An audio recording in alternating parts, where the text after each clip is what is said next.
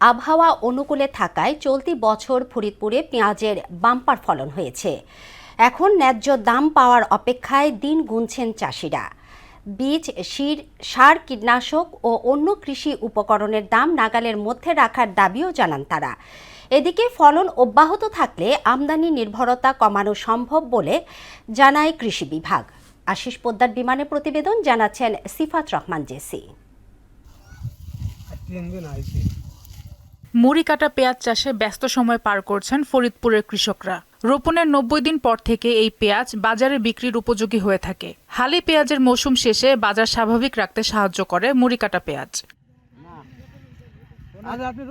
চলতি বছরও 5,500 হেক্টর জমিতে পেঁয়াজ আবাদ করেছেন চাষিরা। সার ও কীটনাশকের দাম বাড়লেও লাভের প্রত্যাশা তাদের। তবে পেঁয়াজ আমদানি বন্ধ রাখলে লাভ আরো বেশি হবে বলে মনে করেন কৃষকরা। পেঁয়াজের দাম আসলে 5,000 এনে এই পেঁয়াজে চলে আসে হলো 2400-2500।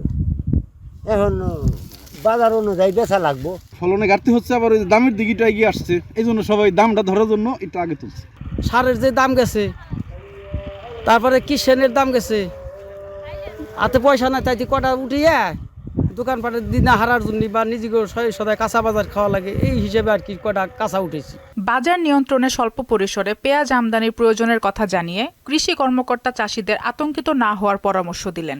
সরকার এই পেঁয়াজের বাজারটা স্থিতিশীল করার জন্য স্বল্প মাত্রায় কিছু আইপি প্রদান করেছে। তার মানে এই নয় যে এটা পেঁয়াজের বাজার একেবারে ড্রাস্টিক্যালি কমে যাবে, এবং আমার মনে হয় যে যদি স্বল্প মাত্রায় আমদানি করা যায়, এবং আমাদের যেহেতু সামনে মুড়ি কাটার সিজনটি পুরোপুরি আসতেছে, এই পেঁয়াজটি যদি কৃষক হারভেস্ট করে তাহলে আগামী জানুয়ারি-ফেব্রুয়ারি মাসে এই পেঁয়াজ দিয়ে আমাদের যে চাহিদা, সেই পেঁয়াজের যে আমার উৎপাদন যে আমাদের লক্ষ্যমাত্রা আছে সেটা আমাদের অর্জন করতে সক্ষম হয়।